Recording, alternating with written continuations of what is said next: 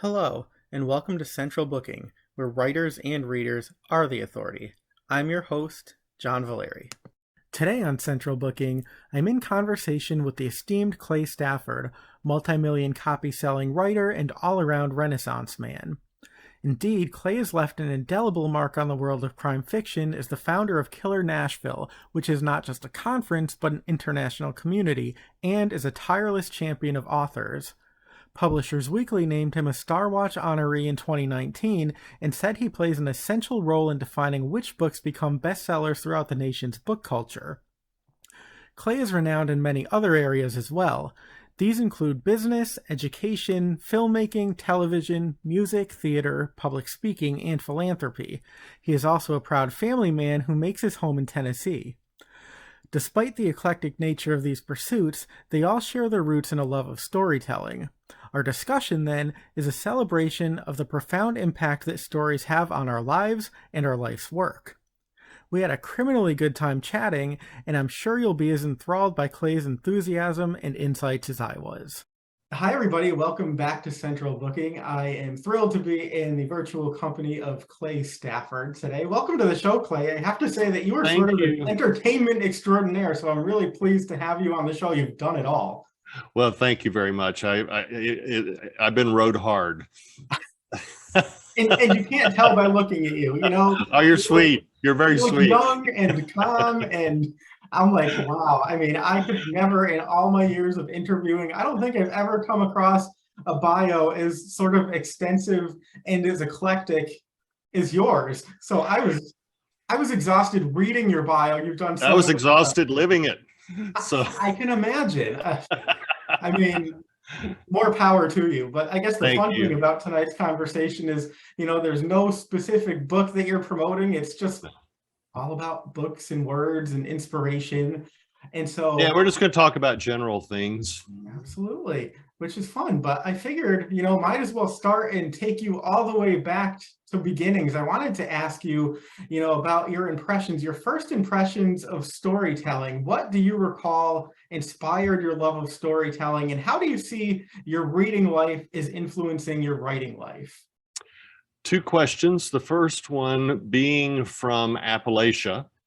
Oral storytelling is a great part of our culture, and I was spent a lot of time, an awful lot of time, being with my grandmother, who was a wonderful storyteller, and so my love of story, I think, really came from her, and it has not abated as I've gone along. As a matter of fact, I'm one of those who's probably got 10 to 15 books sitting with markers in a pile, and whatever I feel like that night, when I sit down to read, that's what I tend to read. And some people go, how do you keep up? And I don't know how you are with how are you with yours? So I mean, do you have a stack that you're going through? I always have a stack, and I sort of go in between. I kind of like to read things all the way through just so I don't forget. But I do find that I like having a physical book going and then an audio book that's sort of completely that's good. And that tends to work for me. But like you, I do have a couple others that are marked that I pick up from time to time. I've got stacks, and I've got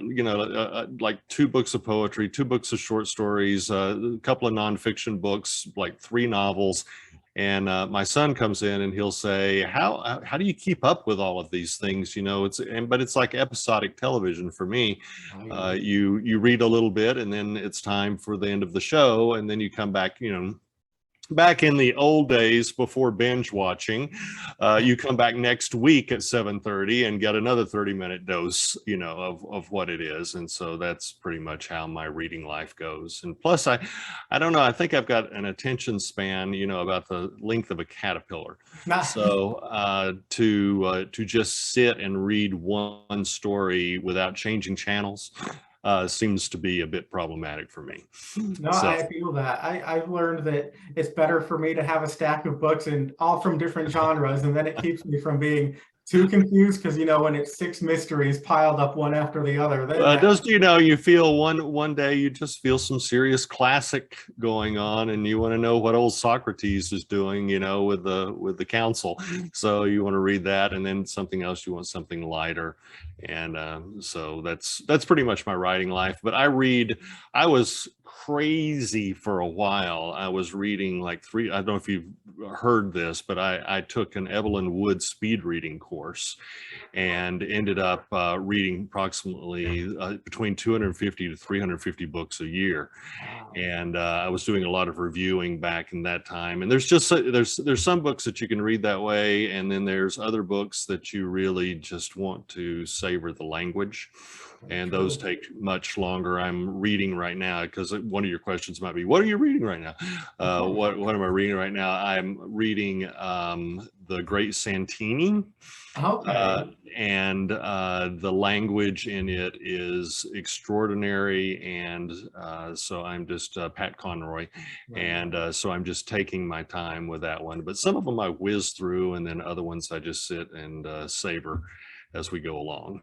Sure, that makes sense. The Great Santini has been recommended to me so many times by so many people. I have not read it yet. I feel like I've read a lot more of Pat Conroy's nonfiction, but I'll come knocking on your email door and say, hey. What is interesting, and something you said, how is it influencing you? I'm currently working on a novel right now, and the point of view has been very difficult for me, but I'm reading The Great Santini, and if you're not careful, he goes from one character to the next in that omniscient kind of way. And so if you're not paying attention, when you hit another paragraph, you're inside another character's head, and you have to pause for just a second and go, wait, what? But it works very well in this particular book. And so how does it affect my writing life? I think I may steal that technique, because normally I think I'm really, really savage about saying, stick with one point of view, and I really don't know of an omniscient point of view that I have ever taken. And I know that's not probably, that's supposed to be in right now, but I really think in what I'm doing right now, I may borrow a little bit from Conroy. Nice, but yes, I could imagine, that would not be the book to read for speed reading if you're omniscient going through all these characters. So let me ask you too. I do like being a Southern boy. I do like Faulkner as well, and that one's not one you're going to go 60 miles an hour down either, because you get to the end of the sentence and you wonder, where did I start, and have to go back. It's so true. Okay, so now we know what not to read, speed reading. But let me ask you too, I'm going to assume that a lot of people who are going to tune into this video are going to recognize your name specifically in the realm of mystery, suspense, and thriller, though you've done a lot outside of that. But can you tell me what speaks to you specifically about those elements? And then also how you see those elements as transcending the crime genre, because a lot of times they really are just the root of a good story. Well, I think you've pretty much summed up the answer right there. My personal philosophy on a story is it's got to have mystery, it has to have suspense, and it has to have thrills and action, something moving it forward, and danger and conflict. And so all of those, if you actually look at the things like Killer Nashville, the conference that I produce, and the things that I'm involved with, you're going to see that there's always a word in there that sometimes people miss. That one word contains elements of mystery, thriller, and suspense, because I truly do believe that that's the essence of all stories. Now, what makes it in that genre, of course, is who is going to be your main character, or what is going to be the main focus of the story itself. If it's certainly an unraveling of something, then we fall plainly in mystery. But I think you really have those, as you said, answered the question yourself. The story elements of mystery, thriller, and suspense are in all good stories, no matter what you're reading. All right. So let me ask you this now. I sort of alluded to the fact that you have quite an extensive bio. You've done many things in sort of many different realms, which probably in some ways are related, even though looking at them superficially, you say, well, one might not have anything to do with the other. But in addition to, the writing world, you've done film, television, theater, music, business, public speaking. And I'm just wondering if you can tell us, in your experiences, how do you find, that one discipline influences the other? How does working in one maybe change your perspective or the lens of which you view others as you work within those different creative realms? For me, it's all storytelling. And I think that sums it up. When I do a presentation, I do a keynote speech, I tell a story. You and I are sitting here, we're talking, we're just sharing stories. You and I, we're getting to know each other. And I think that no matter what I'm doing, comes down to just storytelling, because that's what I love. What we look at when you're talking about the media is really just plates and silverware.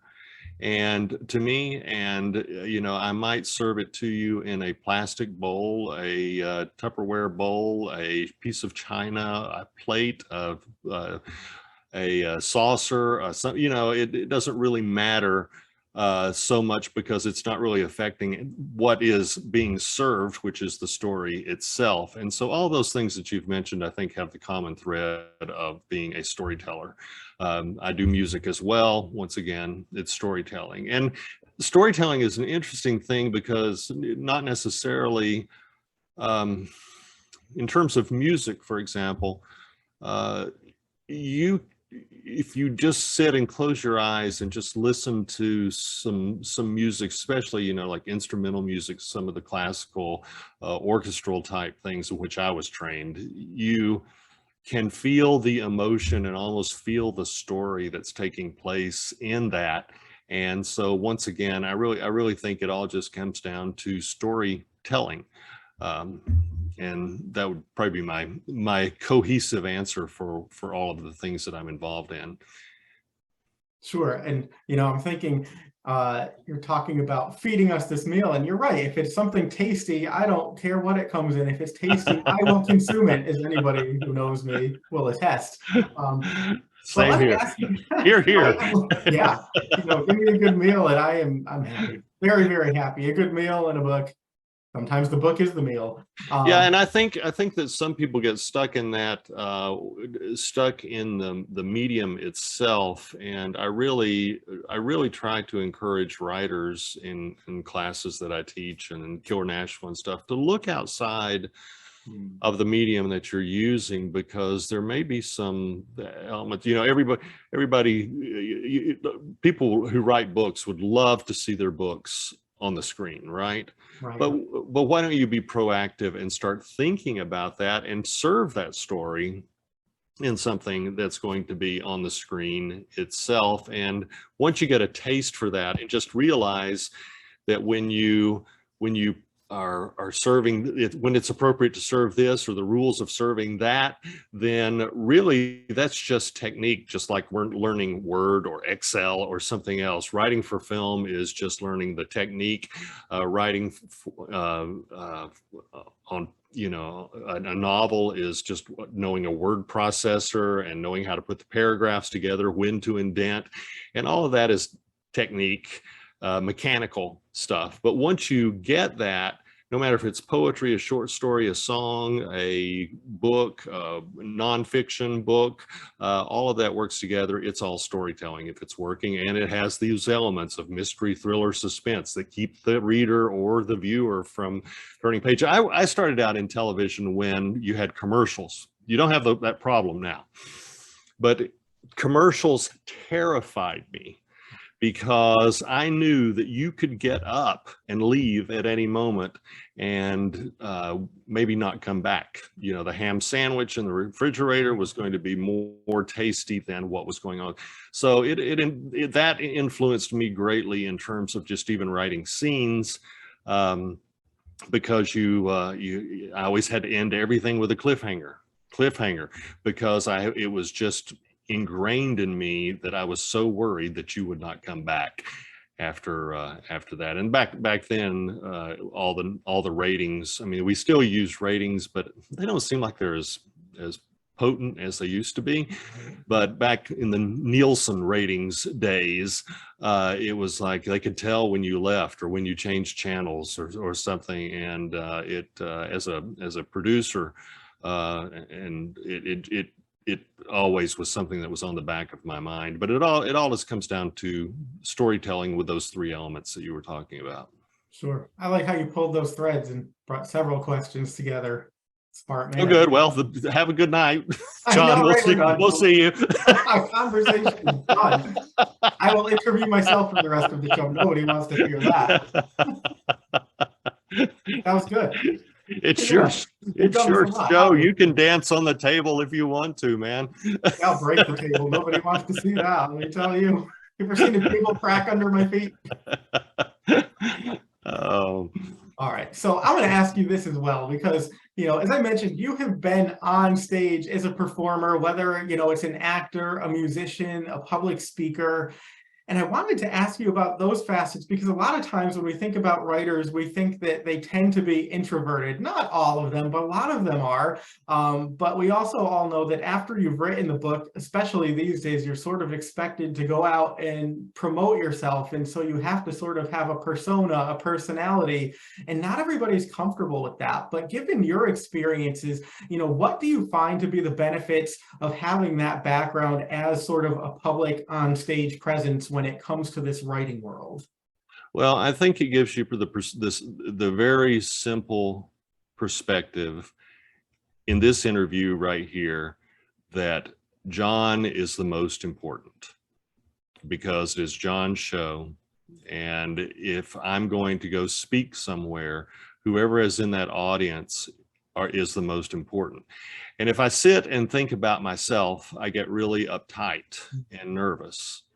But if I think about John and what John needs and what John wants to hear, and I listen carefully to what John is asking, and I try my best to answer what John is wanting to hear, then it becomes about the subject matter and it becomes about John.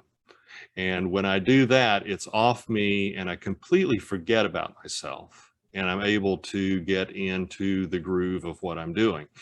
And I think that's the same thing if you're playing a role on stage.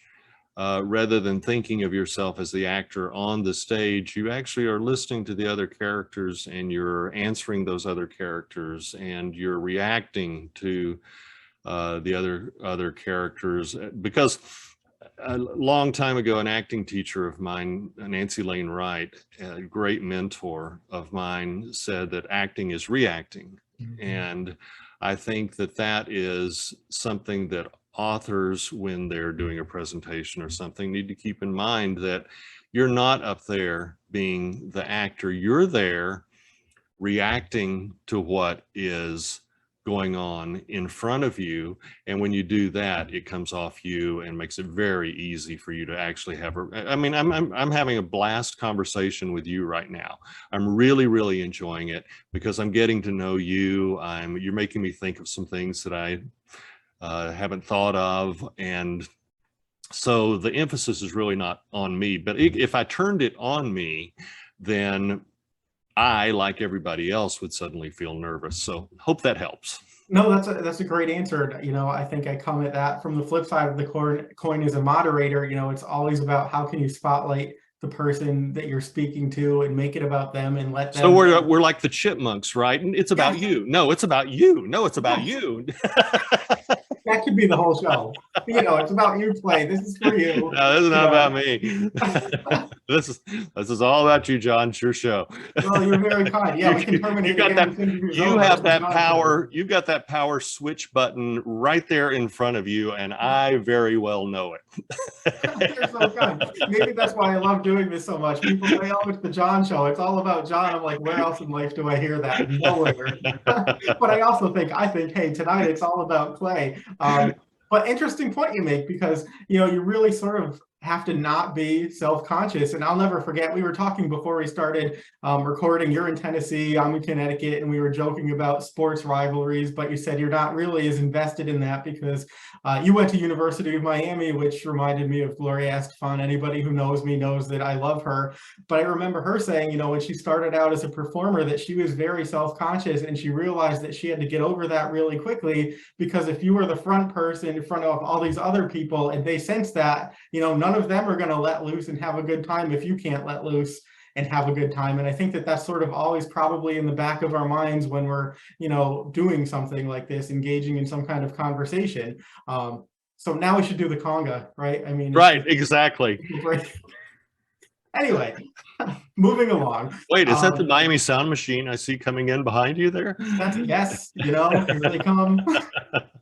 Gloria might chime in straight from Miami. Occasionally she seems to know my name. How crazy. But let me ask you too, you know, I wanted to ask you about Killer Nashville, which you briefly mentioned before, because it's not just a conference.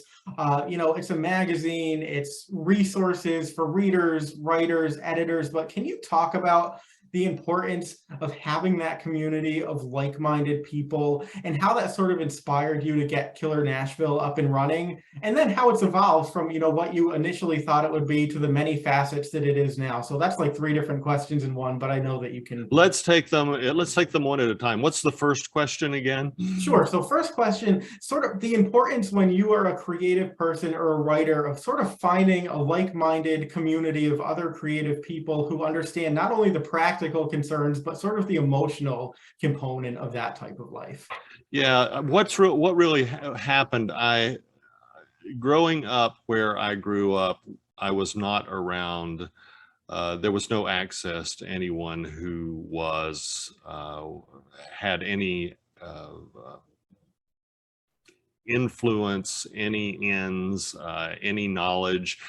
My mother, who she's recently deceased, but my mother always, even up until her last days, was wondering when I was going to get a real job, because they just completely don't understand that. And so I had to strongly and proactively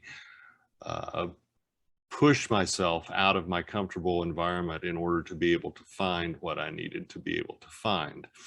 And it was pretty cool, because if you go to my website, I'm just thinking right off the top of my head, if you go to my website and go to credits, the first picture that you see on the top is Pat Paulson and I don't know if you know who Pat Paulson was, but it's kind of been a wonderful life. I started in the business when I was 10. I started professionally when I was 10. So about 20 years ago. Yeah, about 20 years ago.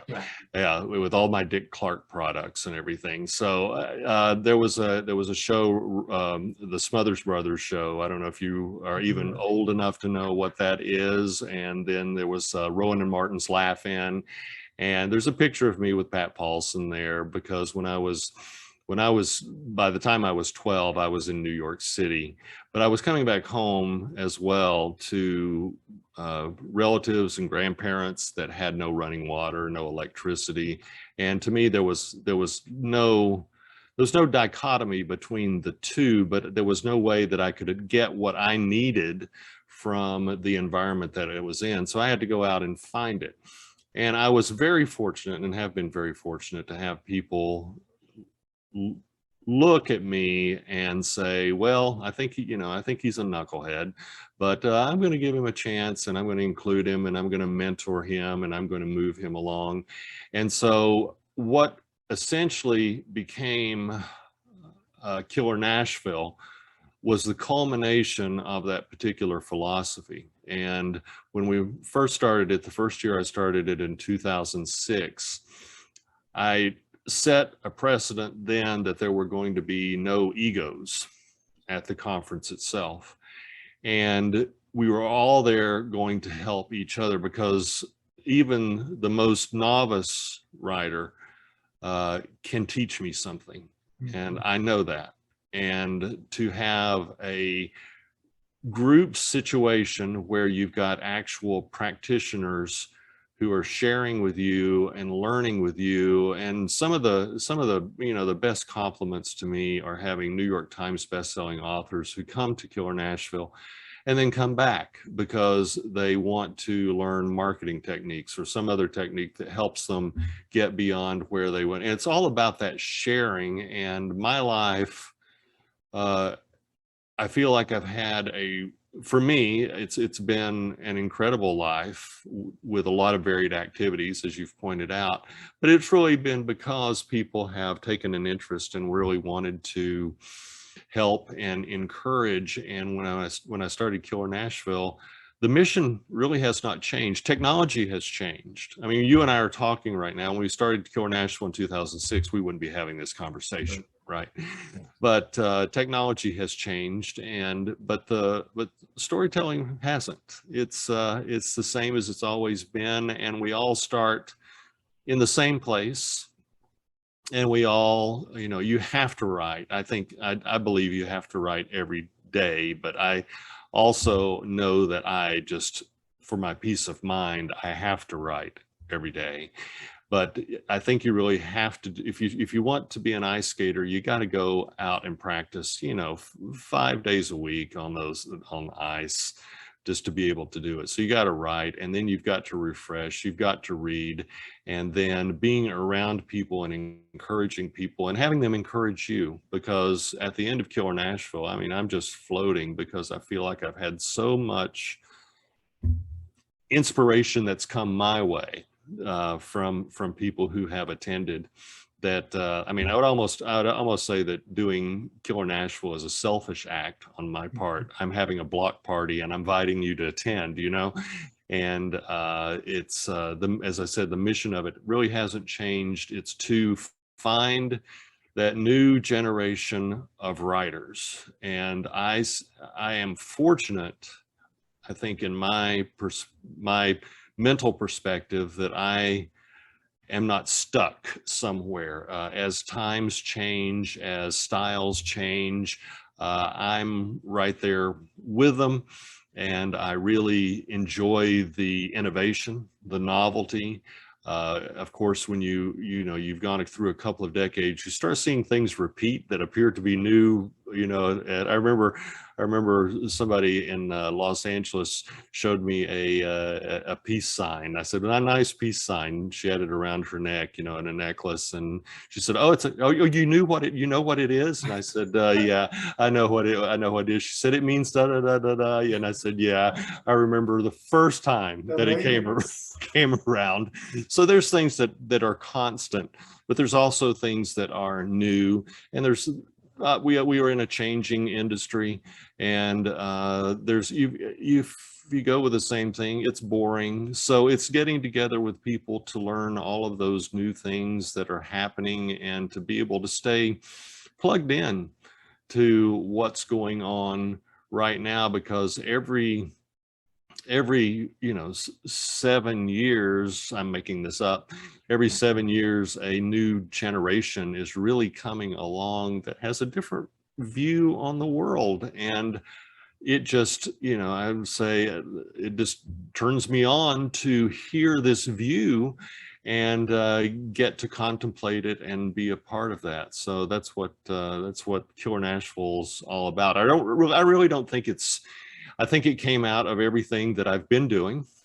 I think it came out of all the mentorship that came to me. And I think it's just an extension of my continual love of just wanting to learn. And I just love people. And that's, I just like, the opportunity to talk with you. It just gets me excited that I've got this opportunity to get to meet someone such as yourself that I haven't had a chance to talk with before. And for me, it's just a delight. And I think that's what Killer Nashville does for me. And then by having the magazine, by having the resources, it's not just a once a year thing, it's an everyday thing that I get to interact with people. And really, that's my way of you said earlier about writers being introverts.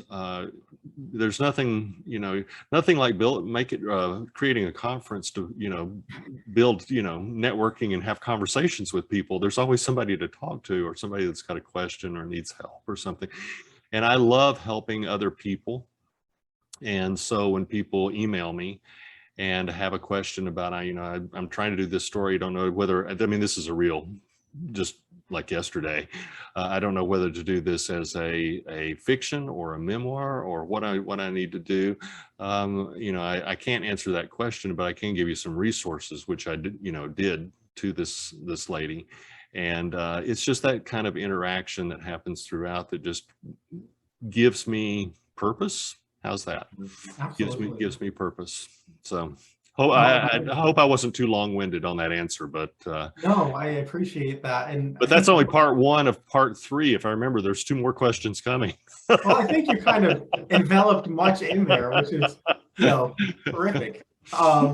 But I mean, I agree. I think that, I have found that, and I've said this before, but the mystery, suspense, thriller community, it is so supportive and congenial. And I think sometimes, people have these preconceived notions that it's egos and people competing with one another. And it's not. It's really people in this community are rooting for you, and a win for somebody is sort of a win for everybody. It is, and you really have to, if you're exactly right. When you talked about sports earlier, nothing is more wonderful than watching a football game and somebody just gets plastered. And then the person who plastered the person reaches down and helps them back up, Yep. and slaps them on the butt or whatever. Of course, at the writers' conference, we start slapping each other on the butt, then we may get in trouble. But on the football field, it's fine, and it's great because there is that kind of camaraderie that when someone wins an award and how hard they've worked, for that particular thing, I mean, it really is. It's a family type environment. I wouldn't trade it for anything. Absolutely. And I have to say, I have not had the pleasure of being at Killer Nashville, though it is on my bucket list. I barely travel outside of my house these days, but everybody I know who's been there, loves it and sort of makes a commitment that they're going to go back every time they possibly can because they have such a good time. And I want to tell people too that they really have to check out the Killer Nashville website, because there are so many terrific resources that are absolutely free, including a magazine that I think you do like every 2 weeks. That again, I mean, you can get something for free in this world where pretty much nothing is free, but it's well, and see, that's once again, I've been asked numerous times, why don't you charge for that? And that's just not my thing. My thing is really trying to help other people. And I have found and I know that when I was there, the people who really need the information, the encouragement, the understanding the most are usually the people who cannot afford it. And if you give it to them and say, here, this is we're passing this information on for free, then it opens the door, I think, for a lot of more people to be able to access what they need to. It's just the spirit of what my little gig, is going. So I wouldn't even charge. If the hotel didn't charge me, I would not charge anything for Killer Nashville myself. Sure. And I've done this. This will be our 18th year, and I have never taken 1 penny from Killer Nashville in terms of like a salary. It's just a total volunteer thing on my part. And as a matter of fact, when we do have leftover money at the end of the year, you'll see it turned into scholarships. And I do want to mention that sure, please do, because that's a continuation of what you're saying. For people who can't afford it, Killer Nashville does have scholarships. We have authors who are incredibly generous and give named scholarships and a lot of anonymous scholarships. So if you cannot afford to come to Killer Nashville, but you really want to be a writer, then you shouldn't give up on that if money is the issue, because money is not the issue. It's your passion that is the issue. And that's the thing that will come across in your letter. in applying for those scholarships, and the scholarship money is available there. Outstanding. And I love it. I mean, it's not only paying it forward, but it is giving it back. And, there's this great online community for people, who aren't in a position to travel. You can find all these great resources and really make your community online, which is terrific. So again, you must check that out. Absolutely. Right. And I can't emphasize it enough that anybody who works with Killer Nashville has to be willing, and I'm serious, has to be willing to share their email with you, to share their contact information with you, to be open to hearing from you. And when you see the roster of the talent of the people who have written stuff for Killer Nashville, you see the roster and talent of people who actually really, really care. And you should take advantage of that. You should take advantage of those resources, because those people are of the mindset that they were maybe where I'm talking the proverbial you are right now, and they've been there and they remember and they want to help. So any of the resources you see there, if you see that so and so wrote something, I won't pick a name, but you just see so and so wrote something, and it made you have more questions, it made you feel free to reach out to the person who wrote that particular article, because I guarantee they want to hear from you and they want to be in touch with you and they want to connect. See, that's outstanding. All right, so I could talk to you, I suspect, forever, but I'm going to ask you a few more questions, if you don't mind, and then I will let you leave us with a few words of advice. Just a few. Wake up in the morning. That's my advice. That is the best start to the day. I keep my expectations low and simple, and if the eyes open in the morning, it is a good day. Yeah, exactly. I'm here. I am currently thinking, therefore I am.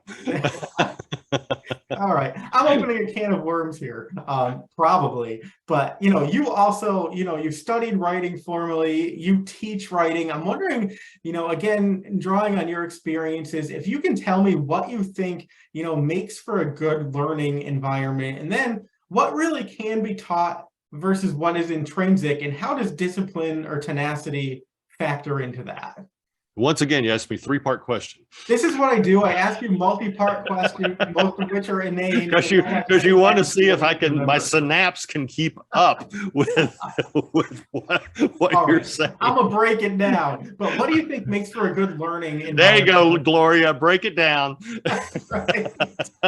Somebody needs to come in with a snare drum. Yes, go ahead. Okay, so what do you think makes for a good learning environment, particularly when it comes, to sharing creative parts of yourself in sort of a public forum? I think what creates a good learning environment, I remember when I was, I think that creating a great learning environment is not the environment itself. I think that creating a great learning environment is the attitude that you have coming into that situation. And I think that you can, you said open a can of worms. I really think that with the right mentality, if, for example, a college, you could go to this college, you could go to that college, that college has got some reputation. That's not what's important at the end of the day. It's what you get out of it and who you become. And you can go to either college and fulfill that destiny.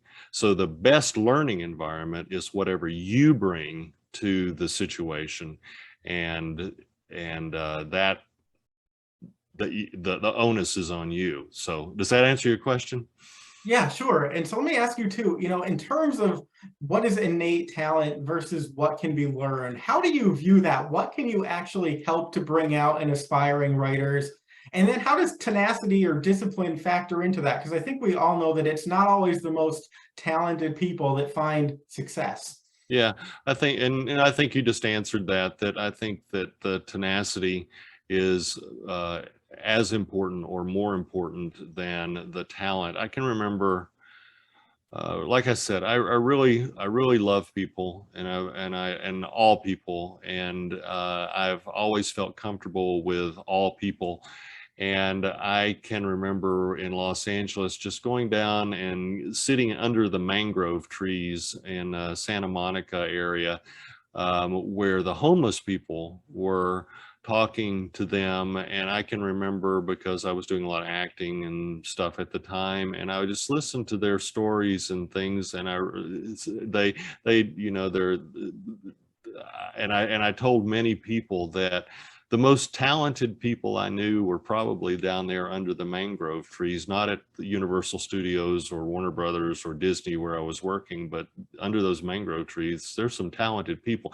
They're not directed, but they're very talented people. So I think that in order to, it's once again, it comes down to the individual. What do you want? And I think sometimes we want to take a prescription that is meant for somebody else, and that's not what we need to be doing. The important thing is to be happy and get to the level that you want to get to and do the things that you want to do. And those levels require a certain entry fee that you must be willing to pay in order to get to those levels.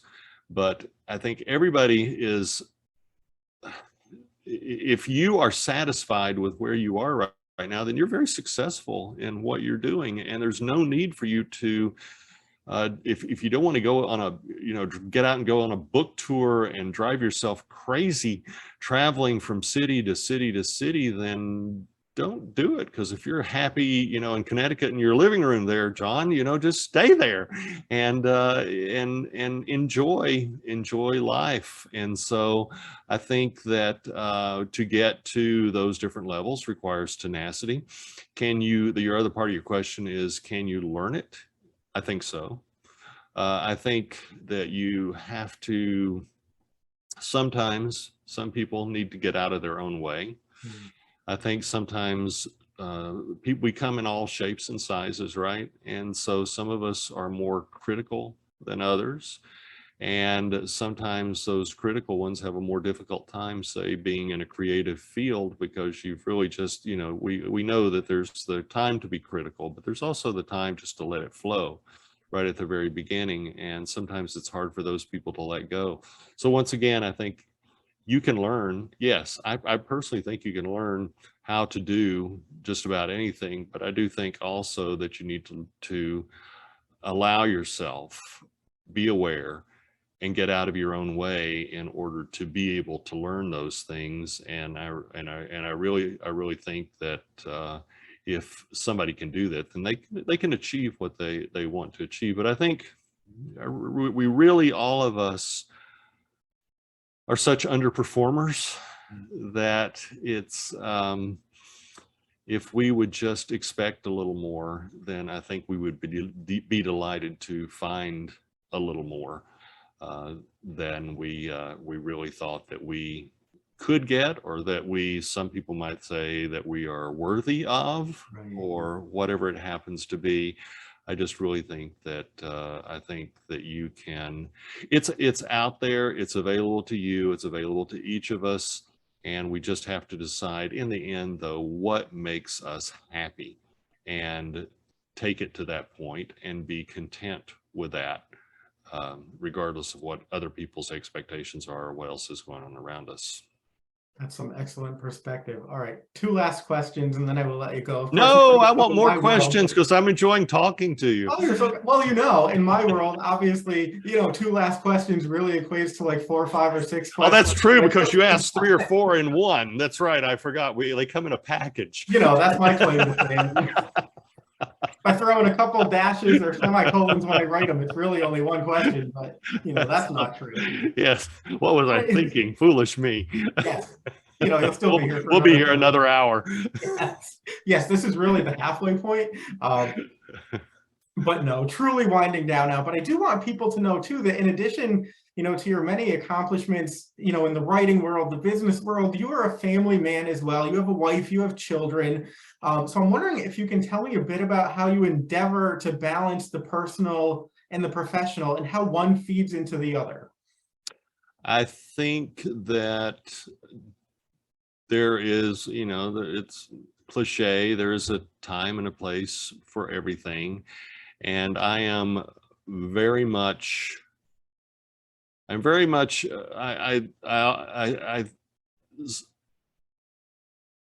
10-year-old at heart, John. And whatever I happen to be doing at the time is where I am and where I'm having a blast. And if I'm not having a blast, I want to go do something else. And so how do I balance it? I work when the kids are not around. I spend an awful lot of time with my kids and my family, but they refresh me, they rejuvenate me, and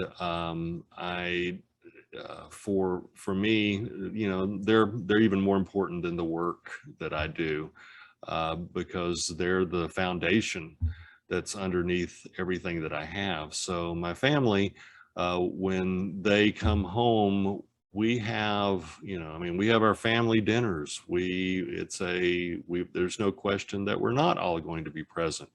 Even if you have sports and stuff going on, there's no question that we're not going to be present for family dinners, for gatherings, for time in the evening to share. But there's, in all fairness, I mean, how much you talk to any writer and they'll tell you like 1 to 3 hours is about all I got in me. Per day. If I'm talking about just sitting and writing, about 1 to 3 hours just about wears me out.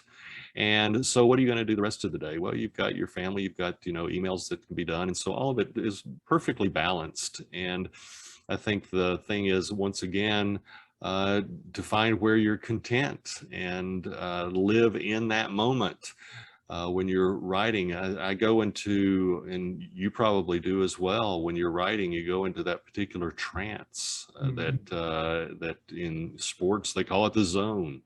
And we go into that zone. And then when you're with your family or your friends or whatever you're doing, you're in that zone. And I think that it all just blends perfectly together. Well, there you go. See, it can be done and you can enjoy the doing of it. And, obviously we've never spoken before. We haven't met prior to this, but I have to say, your enthusiasm, your passion, it comes through so clearly, and you can see that you're really enjoying the things that you do. And I think it's sort of easy for me to see now, how you've been so successful and continued to enjoy it despite the passage of time or the growth of responsibility. I mean, there's no question in my mind that you do it because you love it, and the loving it makes kind of all the difference. I mean, it's not, it sounds irresponsible to some degree, but if you just spend your life just loving life, then there's a lot of things that you can do. And yourself, if you love what you're doing, you find the energy to do it. So you can get a lot more done when you're actually loving what's going on. So I think it's really important. I've taught many college courses and had people who are taking like a creative writing course. And my question is, what are you doing in here? Because, and I've had people say, I want to be a writer. What do you think about that? And my answer is, frankly, it's a hard job. It really is a hard job. And if you don't have the right mentality, then, and the right hunger, you got to be hungry, then you're going to make yourself miserable. And so is there anything else that you could do to make yourself happy other than writing? Well, then by all means, I think you should go do it, because writing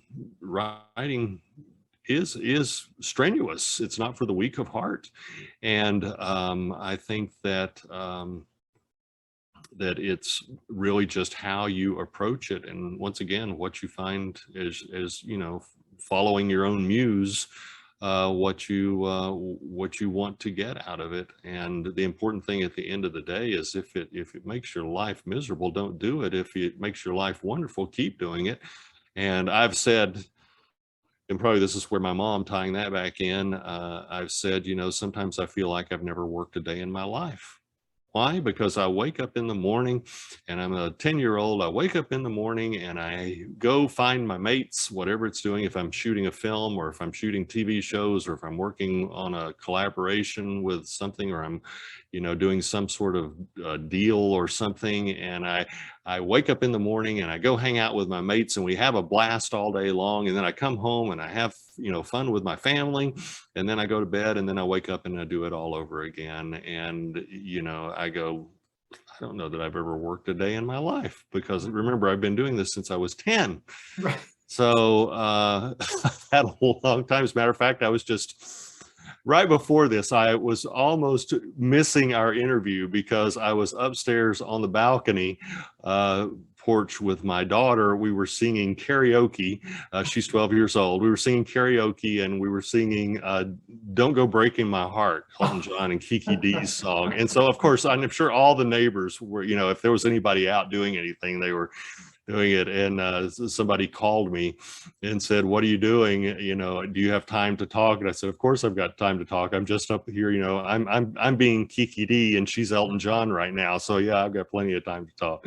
So it's just a matter of just having fun. And I think you're literally Benjamin Buttoning right here in front of me. The more you talk, the younger you get. And I'm like, hey, maybe this writing thing isn't so bad after all. Well, what scares me though is if I'm going to be Dorian Gray. Terrifying prospect. All right. So final questions, I'll say questions for you. And I think that this may be a synthesis of some things that you've already said, but people are always, looking for words of encouragement or advice. So in reflection upon your own creative or writing life specifically, what is the best advice that you were ever given? And then the best advice that you were never given, but had to learn throughout the process of actually doing the work yourself? I don't know that I can answer that, but can I just give my own advice? Please do. Okay, my own advice is that, and I tell this to my kids, and it's worked very well for them. And I tell it to people that I, talk with, writers and stuff, and it works for them. There's only two answers, yes and no, and you have to ask the question. And that's the best advice I could possibly give to anybody, because you don't ask the question, nothing ever happens. Here's an interesting story too. Even when you hear no, that doesn't necessarily mean no. There was a person that I was wanting to produce a show for, and I went into his office. His name was Matt, and I told him what I wanted to do, and he said, I just don't think that's it. So he told me no. So I left. And about a week later, I came back to his office and pitched the same idea. He said, I already told you no. And I said, well, I'm thinking that you probably haven't thought about it enough. And so I left. Well, this went on for several weeks. And finally, I went in and gave the same pitch I'd been giving several weeks before. And the answer was yes. The tenacity was there. So the advice to me that I would give that has worked in my life, and I don't know that anybody ever gave me this advice, is that there's only two answers, yes and no, and you don't have to accept either one of them as a concrete when you hear it. And I think if you look at the people that I've been able to work with, you'll find that I went through life looking for the yeses rather than the no's. And I think that a lot of people go through life looking for the no's rather than the yeses. And I think if you really, really, really just open your mind, I don't mind looking like an idiot, John. I mean, I really don't. Works with me, I'm the first person to tell you that I'm the stupidest guy on the block. And when you start at that level, I mean, you can really, there's only up that you can go. And so when you enter in, and then I'd say the second part is to be sure and pay your dues, because all of us, most of us, there's exceptions, but all of us usually start at the bottom. We have to work our way up. We have to gain respect. We have to gain trust. We have to gain networking. We have, there's things that we all have to grow and develop. And I have numerous times in my life gone to a film director back in my younger days, and this is an example, and say, I want to observe you, I want to work under you, I'll work for free, I'll carry tripods, I'll carry electrical equipment, I'll carry whatever I need to do, and I'll run and get you coffee if you will just let me be around you and see what you do. And I have, because of that, worked my way up into some very wonderful experiences and relationships. And I think people that come to me like that say, I really don't know anything, Right. and I'm clueless, but I know what I want to do. Well, you want to help those people, right?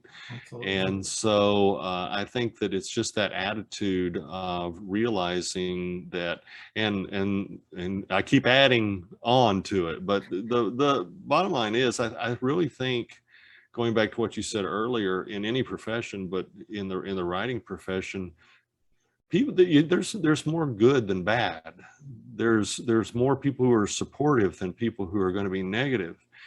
And all you've got to do is take the responsibility to reach out and say, can you help me? And I would be, if I were a betting man, I would put money on the fact that they're going to say yes, if you approach it that way. And I think you can reach whatever trajectory you want to reach if you always, even when you think you're at your highest point, you always realize that you are the lowest person in the room, then you are able to continue to a new trajectory that you never even knew was possible at all. So there's my summation for what I think would make a difference in people's life.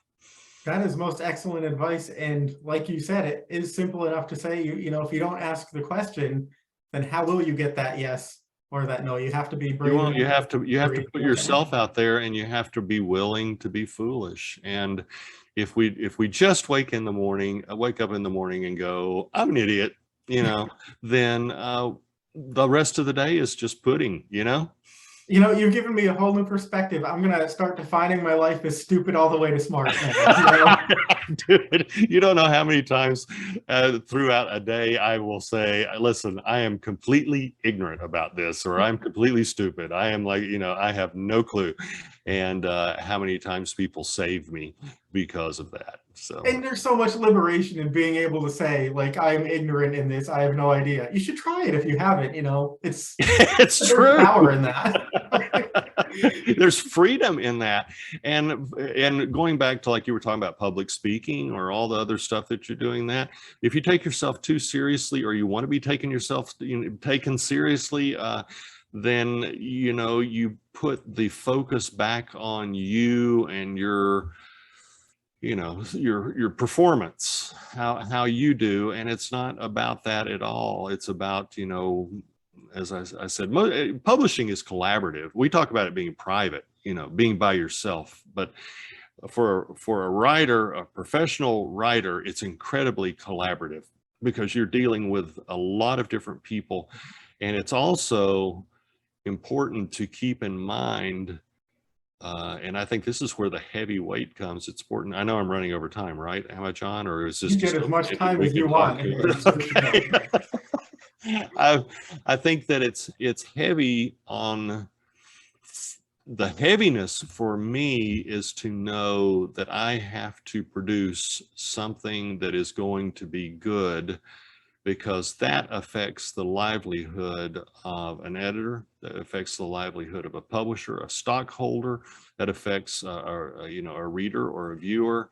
And I realize that we talk about, the food chain. Sometimes people are looking at, here's another perspective to keep as well. You are the supplier of the goods. It's true. You are not the person who is at the mercy of an agent or a publisher or an editor. You are actually the supplier of the goods.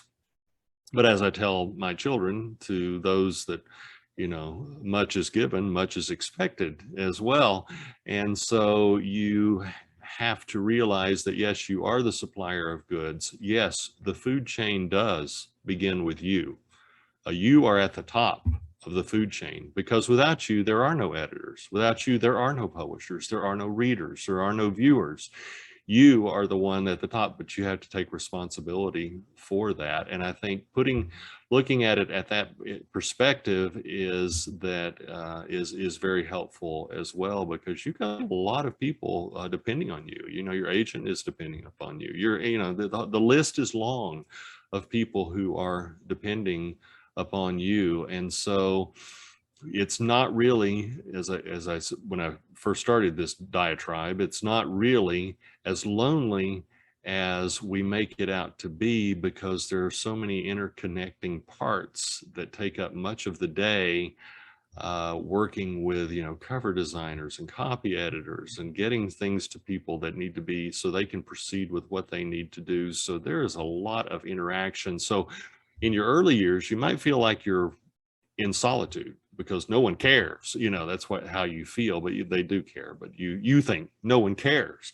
But then as you find that your career progresses, and depending upon the level that you wish to take your career and how much effort you wish to put into it, then you will find that it actually becomes much more collaborative, because there's a lot of people who are there to support you, but also you're there to make sure that they are taken care of.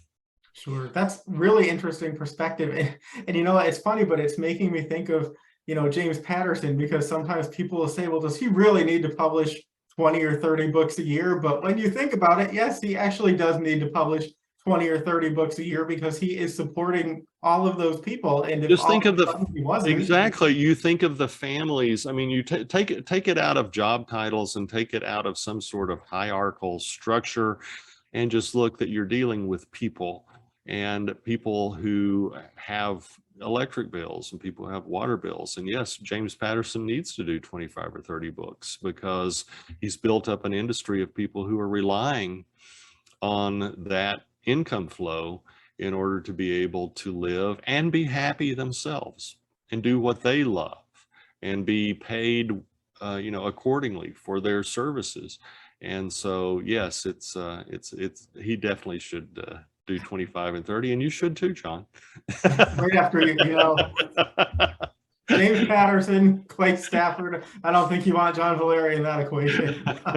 I'll read the books. How about that? You keep writing them, I'll keep reading them. All right. Well, thank you so much, Clay Stafford. This has been an absolute pleasure, a privilege. You really are a jack of all trades, and I absolutely loved, talking to you about the creative life, because you just have sort of an infectious enthusiasm, and I think it recharged my own battery. That's wonderful. Conversation like this does me a lot of good, so thank you. That's wonderful. Well, if you ever want me to come back and chat some more, I'm always delighted to do so. And now I have that on video recording, so it's sincere. It's sincere. And I do not have anything to sell. So I'm actually, just here to chat. Does it get any better than that? Well, thank you so much for a wonderful conversation. And everybody, check out Clay Stafford, check out Killer Nashville, an abundance of pleasures for you. And until next time, I will be looking forward until we have the opportunity to speak again. I'll keep working on those multi-part questions, That's great. Thank you. That's it for this episode of Central Booking. Thanks for watching, and be sure to subscribe to our channel so you don't miss a thing.